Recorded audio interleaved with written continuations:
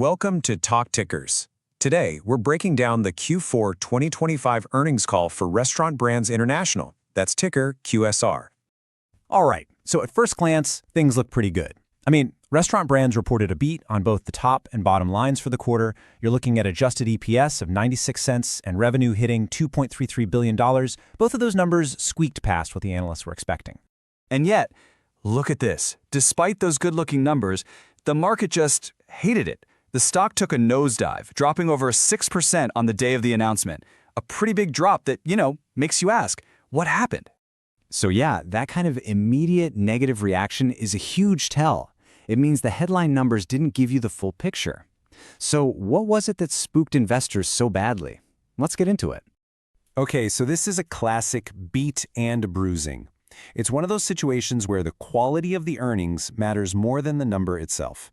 Investors basically looked right past the beat and zeroed in on some underlying problems that were waving some serious red flags. And here's the heart of the issue.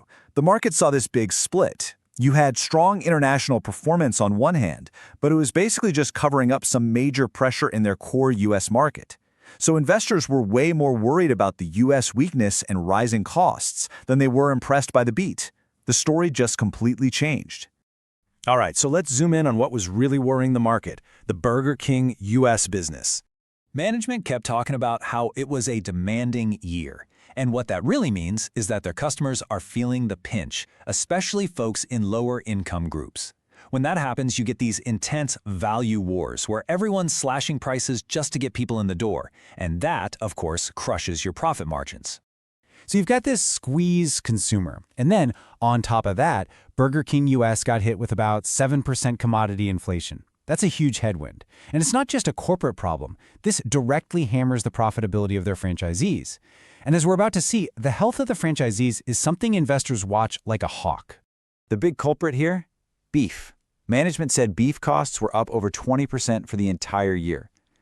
Think about that. When the price of your main ingredient, the thing you're known for, just skyrockets, that puts a ton of pressure on the whole system, but especially on those franchisees who are running the actual restaurants. And boom, here's the result of all that pressure. Just look at the franchisee profitability. It dropped from an average of around $205,000 in 2024 down to $185,000 in 2025. Now, to an investor, that's not just a number, it's a massive red flag. Why? Because franchisees who aren't making money aren't going to invest in remodeling their stores or opening new ones, and that chokes off future growth for the whole company. And to make matters worse, management basically confirmed that they're delaying their restaurant remodels because of the high costs. This just added fuel to the fire. It made investors worry that the big Reclaim the Flame turnaround plan is slowing down, right? It shows that even their key strategies are getting bogged down by the economy. Okay, so the U.S. story is pretty grim, but it wasn't all doom and gloom. Let's flip over to the international side of the business because that's where the growth story really held up. It was a completely different picture. And the contrast is just wow. International same-store sales grew 6.1%. Compare that to just 2.6% in the U.S. It's not even close. The international business was absolutely the growth engine for the quarter. And this wasn't just one lucky country either. The strength was everywhere. You had Burger King comps up 5.8% internationally, with great performance in places like France and Spain. Burger King in China? Up a whopping 9.2%. And get this, Popeyes in Turkey more than doubled its number of stores in just 4 years. It really shows their international playbook is working. So okay, we've got this split personality, right? A weak U.S., but a strong international business. The big question is, what does that mean for the year ahead? What is management telling us to expect? Well, the official guidance on paper looks okay. Low to mid single digits for sales growth, high single digits for EPS. But honestly, the numbers weren't the important part here. It was the tone of the call that really told the story and confirmed why the market was so nervous. Management's tone was super cautious. They kept calling 2025 demanding and basically said to expect more of the same in 2026. So their commentary did absolutely nothing to calm fears about U.S. inflation or those value-hungry consumers. The message was loud and clear: the tough times in the U.S. aren't over.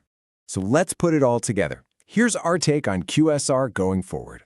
We're going to break this down into 3 simple parts: what we expect for next quarter's results, what we think the stock price will do, And finally, our overall rating.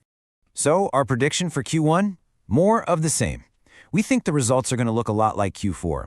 You'll see that international strength helping out, but it's only going to partially offset the continued sluggishness in the U.S.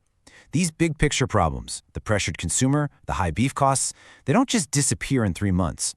So for the stock price, we think it's probably going to be stuck in a range for a while. It's caught in this tug-of-war between the great international growth story and those ugly U.S. margin pressures. Until we see real, solid proof that U.S. franchisees are making more money again, it's just tough to see what would push this stock significantly higher. Which brings us to our rating, market perform. Look, the risk and reward feel pretty balanced right now. That international growth is awesome, for sure, but the problems in the U.S. are just too big to ignore, and they keep us from being more bullish on the stock at its current price. We need to see a clear turnaround in the U.S. to change our minds. And just as a final reminder, this analysis is for your information only. It is not financial advice.